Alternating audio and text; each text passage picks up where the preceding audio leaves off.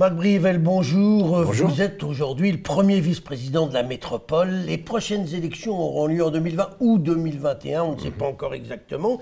Et au nom du principe d'égalité de l'électeur, eh bien, les maires de toutes les communes ne seront plus représentés obligatoirement dans le conseil métropolitain. Vous, ça fait des années que vous réclamez que tous les maires puissent continuer à siéger selon les anciennes règles.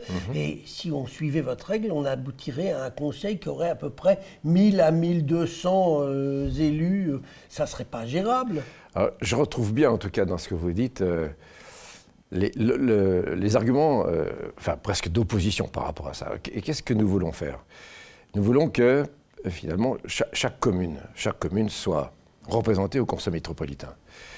Ça veut dire qu'il faut représenter les citoyens de chacune des communes. C'est ça qui est important. Ce n'est pas simplement les communes pour les communes. On ne va pas se tressaillir sur son siège en disant les communes, les communes, les communes, pour paraphraser quelqu'un d'historique.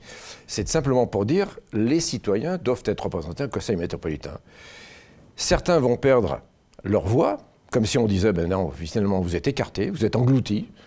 Et puis d'autres seront représentés par leur maire parce qu'ils ont réussi à intégrer le conseil métropolitain. C'est totalement injuste et c'est totalement inefficace pour la métropole. J'insiste particulièrement, si effectivement on n'arrive pas à changer la loi pour 2020, il faut une rupture par rapport au scénario que vous développez.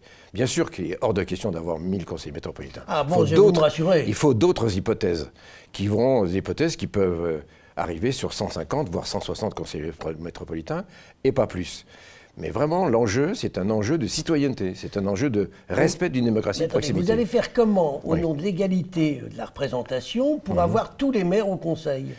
Simplement, vous savez que dans les élections municipales, tout le monde est représenté. L'élection municipale, eh bien, les citoyens se déplacent pour élire un conseil municipal et un maire. Mais attendez, dans votre commune, vous êtes maire de Saint-Cyr, tous les quartiers à peu près sont représentés, mais toutes les rues ne sont pas représentées. Vous n'avez pas un représentant par rue.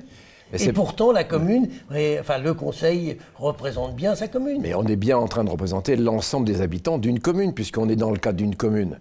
Je passe dire au passage que la commune, c'est quand même le socle le plus sûr de l'organisation de notre société. Vous enlevez les communes, on n'est plus rien. Et je voulais vous ajouter que si on n'arrive pas à changer ce mode électoral, les communes, pour certaines, ne seront pas représentées, ça veut dire qu'on va faire mal à la métropole et que la métropole, finalement, aura beaucoup de difficultés à être métropole en tant que telle.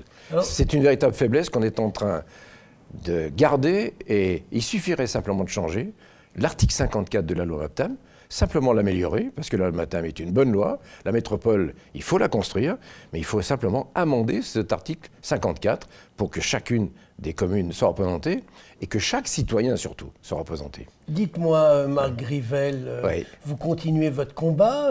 On a parfois l'impression, vu de l'extérieur, que vous avez échangé votre place, vos convictions contre la place de premier vice-président. Si vous n'obtenez pas gain de cause, est-ce que vous allez démissionner de votre place de premier vice-président? Eh bien, c'est assez simple, finalement. Vous avez bien raison de dire les choses comme ça. J'ai rien échangé du tout.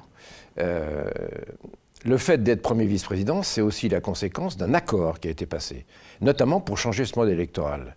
Et je ne suis pas venu par hasard. Être vice-président pour être vice-président, pas plus que compétent qu'un autre, ce n'est pas le sujet. Mais simplement le fait de dire, soyons au cœur de l'exécutif et ayons les possibilités d'aller encore plus loin pour changer ce mode électoral est important. L'échéance, elle est simple. Il faut qu'on ait un texte de loi au printemps. Et si vous ne l'avez pas, vous démissionnez? Eh bien, si je ne l'ai pas, je ferai autrement. Vous en tout cas, démissionnez? je ne serai plus dans l'exécutif. Ah, donc vous démissionnez de votre place de premier vice-président? Parce que de toute façon... Avant de nous quitter, juste un petit mot. Il y a quelques jours, la métropole a approuvé la limitation des moyens financiers octroyés aux groupes politiques. Avant d'être vice-président, je me souviens, vous montiez au créneau en disant « faut des sous pour les groupes pour qu'ils puissent travailler ». Et là, vous avez changé d'avis et vous avez rejoint la majorité. Non, je corrige votre propos. Bien sûr. On a regardé toutes les hypothèses. Et d'ailleurs, on a eu des échanges avec tous les autres groupes politiques, notamment les Républicains, qui aujourd'hui m'ont encensé, bien sûr. Ça veut dire quoi? Ça veut dire qu'aujourd'hui, il faut aussi regarder les choses.